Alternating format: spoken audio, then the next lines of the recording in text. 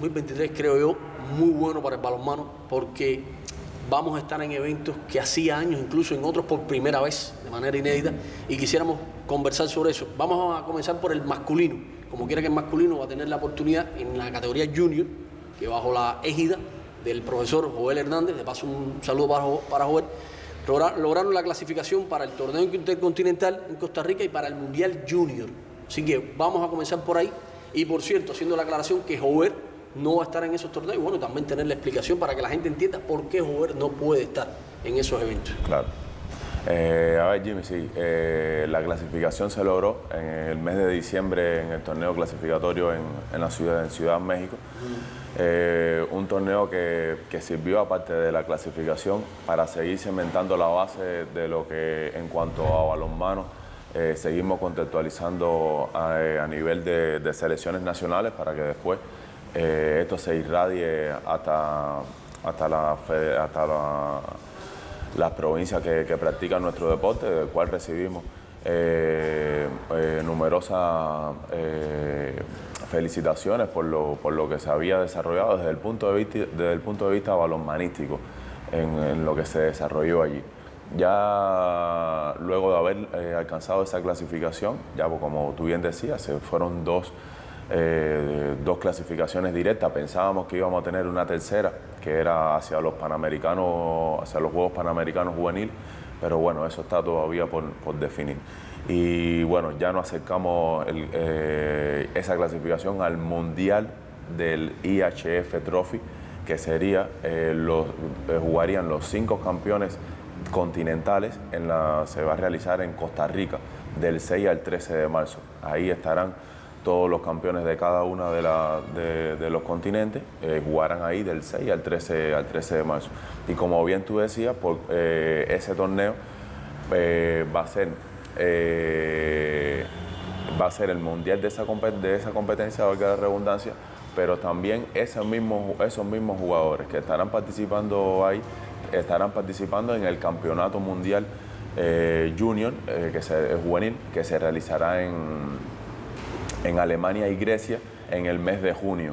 Entonces, coincidiendo ese campeonato mundial con los Juegos Centroamericanos, y para nosotros seguir fomentando el desarrollo de los entrenadores que tenemos a nivel de selección nacional, en reunión conveniada con la Federación y con la Convención Técnica, se decidió que fuera Alexis Luis Michel el director técnico para estas dos ocasiones, ya sea para Costa Rica o para Alemania y Grecia, donde nos toque jugar a esta selección. Y Jover entonces se concentra en la preparación, en el diseño con el equipo ya de mayores, que sí, este es el que va a llevar el peso de los jugadores que están en Europa. Claro, a pesar de nosotros haber participado en la clasificación a los Juegos Centroamericanos sin ningún jugador contratado, nosotros sí, por supuesto, lo mejor que tiene el balonmano cubano en ambos sexos nos representará a nivel de selección allí en los Juegos Centroamericanos. Y Joel tiene una tarea muy grande. Joel tiene que estar atento a todos los jugadores que están jugando en liga foránea, más la preparación que tienen que tener los jugadores aquí, previendo lesiones, asuntos de documentos, todo lo que pueda, que no nos sorprenda a la hora de nosotros tener un excelente equipo para alcanzar los resultados que hemos planteado tener allí en los Juegos Centroamericanos. Porque incluso, Raimel, hay jugadores que en un momento han estado con Cuba, incluso estuvieron en los Panamericanos de Lima, no estuvieron en el clasificatorio para el Mundial de Adultos, que pudieran regresar ahora a la convocatoria. Sí. Por ejemplo, yo me encontré a la mamá de Alejandro Romero, el portero, y me decía que su hijo quiere regresar a la selección nacional. Sí, por distintas razones los muchachos a veces han declinado, incluso razones físicas, incluso razones de contrato, como el caso de este muchacho del Priwood, de Granma, que siempre estamos en contacto, que no pudo ir por razones con el contrato, con el equipo de España, pero ahora pudiera regresar. Sí, a ver, nuestra afición, y no solamente le toca el balonmano, nos toca en cada uno de los deportes que practicamos, que jugamos acá en nuestro país. El tema de la contratación y el tema de los atletas es más abierto a lo que la afición a veces quiere y corresponde. Y a veces los jugadores terminan en sus clubes con lesiones muy recientes, con fatigas por todos los juegos y todos los campeonatos que han participado en cada una de las temporadas. Y nosotros, por supuesto, nosotros volveremos a pasar la convocatoria a todos los jugadores que se quieran incorporar con la selección nacional. Al fin y en definitiva, este es su patria, este es su bandera, este es el deporte que le gustó a ellos, que lo formó a ellos, que lo llevó hasta allí. Y por supuesto, la forma de retribuir a su pueblo, a su familia, a todos, a sus entrenadores de base, sería participando allí y poniendo en alto el nombre de Cuba y su deporte como tal. Ya tú mencionabas en el caso del balonmano que está la clasificación en ambos sexos para los Juegos Centroamericanos. Recuerden el torneo, la Copa del Caribe, celebrada en Dominicana, que es cubano en el femenino, y en el masculino terminaron en plata, en un partido ahí enredado. Ya joven, explico eso acá en una ocasión, pero yo creo que con los contratados Cuba puede ganar el oro, tal y como me afirmó aquí en una ocasión Franklin, el presidente de la federación. Sí, todos los países del área se siguen desarrollando, ¿no? Siguen evolucionando, jugadores nuevos se siguen contratando en el extranjero, pero nosotros, por supuesto, nosotros en el sexo masculino, que fue donde se obtuvo la medalla de plata, fue una medalla que para nosotros, no con sabor a oro, con sentimiento de oro, se disfrutó. ¿Por qué? Porque en realidad son todos los muchachos que participaban allí. Habían 9 jugadores que participaban por primera vez en una edición con tanto peso como era la clasificación hacia los Juegos Centroamericanos. Jugar en una sede de Santo Domingo, ahí en República Dominicana, es bien complicado por todo el apoyo que reciben los jugadores de ahí, de su equipo. Y bueno, nosotros súper contentos con esa selección que estuvo ahí, y ahora a agrupar a todos esos muchachos que ya tienen cierta carretera, pues son los mismos jugadores que participaron en Colombia. Hay jugadores que están repuntando a nivel de contratación, que deben estar dentro de la nómina para los Juegos Centroamericanos, que son los más jóvenes, que son el caso de Hansel, el caso de Ronaldo, que lo están haciendo muy, muy bien en Portugal, y sin duda son puntos clave a la hora que uno lo introduce en la selección. Cambia. Estamos hablando a nivel de cantidad de jugadores, casi debe cambiar la plantilla completa de lo que jugó en la parte centroamericana y en la clasificación centroamericana y en los Juegos Centroamericanos. Así que el nivel va a subir ostensiblemente. Raimel, bueno, que por cierto, los centroamericanos dan 2 plazas, el oro y la plata, para los Juegos Panamericanos, la manera para llegar, y Cuba no debe tener dificultades porque van por el oro, son 2 buenos equipos para estar en los Panamericanos. En el caso del equipo femenino, este año va a tener clasificatorio también para el Mundial Adulto. Sí, lo va a tener en la ciudad de Nuuk, en Groenlandia. Esa competición se hará igual pegado a los Juegos Centroamericanos. Y entonces, sin duda, es otra oportunidad más que va a tener la selección femenina, que recordemos que en el 2019 fue campeona absoluta del área. Eso le permitió participar en el Campeonato Mundial de Kumamoto. Ya en el 2021, para la clasificación del 2022 no pudo estar, pero bueno, ya ahora, ya en este 2023, ya debe buscar la clasificación con 8 jugadoras contratadas. Ya aumentamos en el femenino con las 3 últimas jugadoras que se insertaron en el ADESAL de Córdoba, en el caso de Yarumi Céspedes, Indiana Cedeño y Yudisaday Rodríguez, que lo vienen haciendo muy bien. De hecho, un dato importante, ya el club lleva 8 partidos invictos sin perder, gracias al apoyo de otras jugadoras, pero bueno, el grosor de esa inyección fue de acá, de la selección femenina. Por eso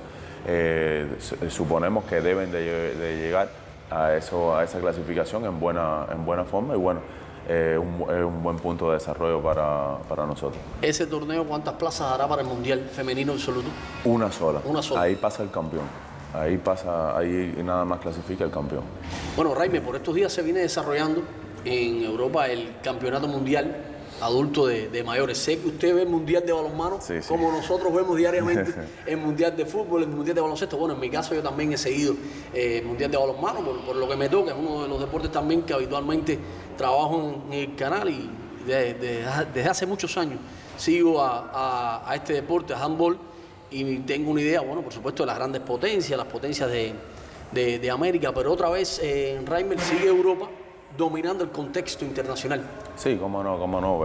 Países, Francia, Alemania, España, se ponen un poco Dinamarca, se pone un poco Hungría, que son los que Suecia, el actual subcampeón, un poco incorporándose al grupo Egipto, que también ha tenido un poco de renovación y lesiones que no le ha permitido continuar su buen avance, pero bueno. Sigue excelente calidad en el Mundial, excelente calidad por la parte arbitral, también con toda la tecnología que se va poniendo en práctica allí. Y bueno, es el top de lo que sucede a nivel internacional en nuestro deporte. Que por cierto, Reimer, me estás dando el pie para la próxima pregunta. En cuanto al arbitraje, ya tú has venido haciendo una carrera desde hace muchos años, incluso con participación en mundiales, en distintas categorías, junto a Alexis Zúñiga. Sí. ¿Cómo ha ido ese trabajo de ustedes? Porque siempre se trabaja en pareja.